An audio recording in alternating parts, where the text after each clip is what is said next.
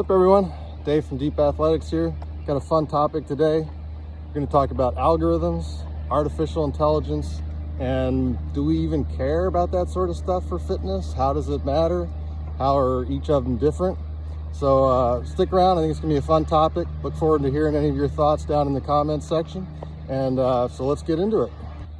All right, so now, unless you've been living under a rock, you've probably heard about AI, artificial intelligence, almost every day. We hear it with ChatGPT, you hear it in the stock market, everything. It's the latest buzzword. So what really is AI? Now, I'm not going to purport to be an expert in it, but I do know a little bit about it and a little bit about how you create these things. So I'll just sort of touch on that. If you want to take a really deep dive, there's tons of resources out there on the web or whatever that you can find out. All right, so at its core, we use learning in order to teach, quote unquote, an AI engine to give us the sort of results that we're looking for. And there's a lot of different ways you can do that. And the one that we'll focus on here, which is applicable to the sort of stuff we're talking about, is what they call supervised learning. And what is supervised learning? So supervised learning is a training approach where you have this enormous training set, data for whatever you're trying to do, or in some cases, whatever you're trying to avoid have happen. And you use that data to train the algorithm or to train the AI engine to get the results or produce the results that you want to see. So let's take an example that I like to use, self-driving cars. Say you're working on the software to prevent it from hitting pedestrians when you're driving around in the city. Seems like probably a pretty good thing. So the way you can do that is you can put cameras on cars if you're going to use cameras as a sensor, and just let cars drive around with these cameras, collect all the video, and pretty soon you're going to have, millions of hours of footage of cars driving around and hopefully not hitting pedestrians. And then maybe there's one or two cases where there's an accident and the car does hit a pedestrian or a bike or whatever it is. So now you've got this huge training set, and you put that into the AI engine, but you run it through the training algorithm, and you train this AI engine on all that data, and each one of these gets assigned, essentially, did this work or did it not work? Is it a desired outcome or an undesired outcome? And obviously in this case, the couple of instances where a car did hit a pedestrian is the undesired outcome. So now you have a very clear set of data that these were good outcomes, these were bad outcomes.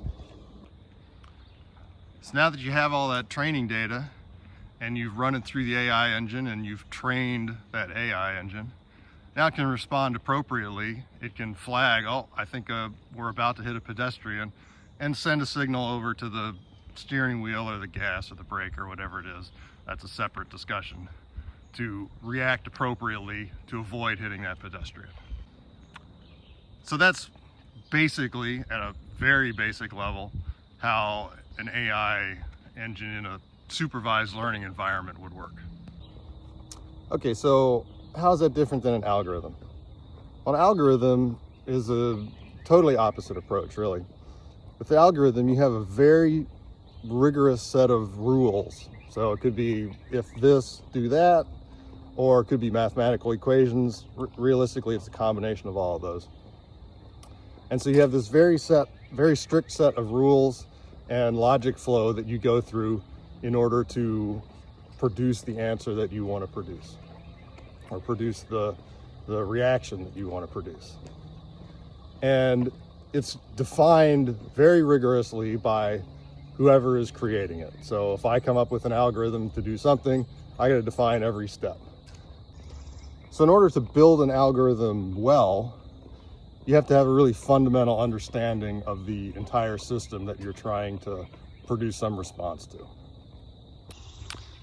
So this rigorous series of steps, sequence of steps that you have to have in order to build an algorithm, is sort of a blessing and a curse. The curse is you really have to know and understand all the parts that you're trying to model, which sometimes things are just difficult. You might not know the exact answer to that, so you have to make some guesses, educated guesses, hopefully. And one of the advantages of an algorithm and having that rigorous series of steps is that when it comes to debugging something, when you find something that is not producing the answer you want and you know it's wrong, now you can go in there and really pinpoint what is causing that and then fix it. That's a little different than in an AI engine approach where something gives you the wrong answer. Now you have to go in and retrain it, essentially, find a training set that highlights or that doesn't highlight whatever that issue is, and then retrain the whole AI engine to get rid of that undesired response. Okay, so that's all interesting in somewhat of an academic sense, but do we care about any of that for fitness? Do we care if I'm using an algorithm to generate a workout or if I'm using a AI approach to generate it? Well, yeah, I would suggest that we kind of do. So on the AI side, how are we going to create workouts out of thin air, which is, what all this is doing, right? So, okay, you're going to need a big training data set. All right, cool. Well, we can pull workouts from all over the web. We can take every, CrossFit main site workout or whatever it is and put them all in and have some model, learn all those, recognize the characteristics of them, and start creating new ones. Okay, cool, that sounds reasonable. But there's a little bit of a problem there, or maybe it's a big problem, in that you're only getting, the workouts are only as good as what you put in. So if you were to comb the web and take literally every workout that somebody has posted somewhere, 50% of those might be horrible workouts for whatever the reason. And maybe 50% of them are good. So when you put that all into the training engine, you're gonna get something that reflects that. 50% of the workouts are gonna be good, 50% are gonna be bad, or maybe all of them are gonna be so-so, something like that. So that's not really an ideal situation, at least as far as I'm concerned. So an alternative there would be, you could say, okay, well, I want to do Olympic lifting workouts.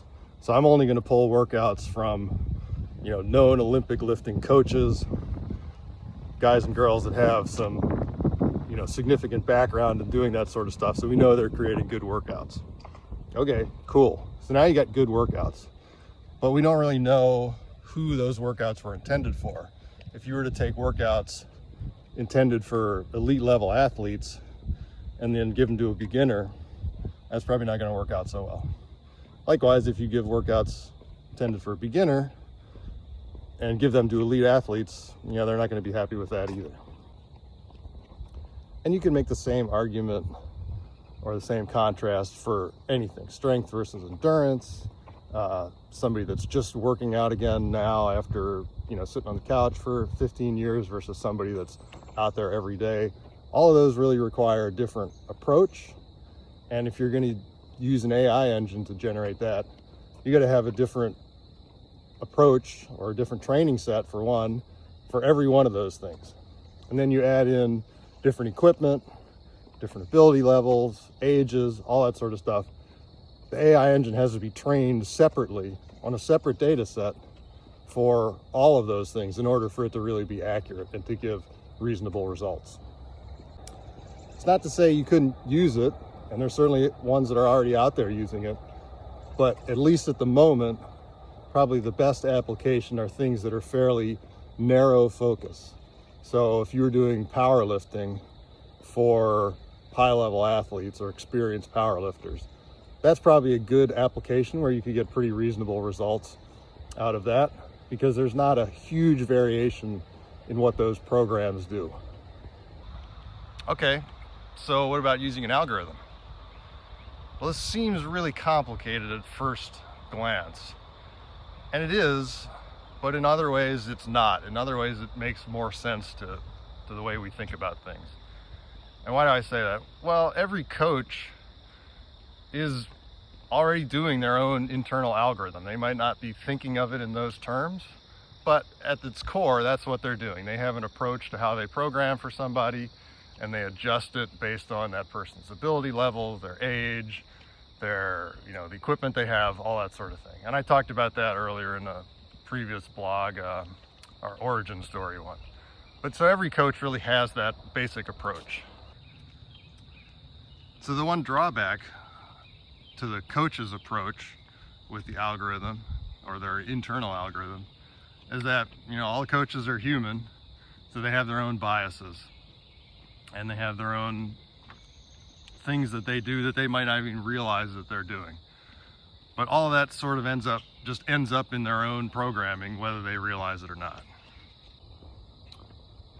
So as an example, maybe a particular coach doesn't like wall balls because they got one dropped in their head, 10 years ago when they were doing a workout. That actually happened to me. I wasn't coaching, but I had one dropped on my head. So choose your partners wisely. So all those things can affect what the coach programs, and some can be, some are great, some are not as good because of those little biases, but they're all in there whether the coach realizes it or not. So as you probably guessed by now, at Deep we took the algorithmic approach.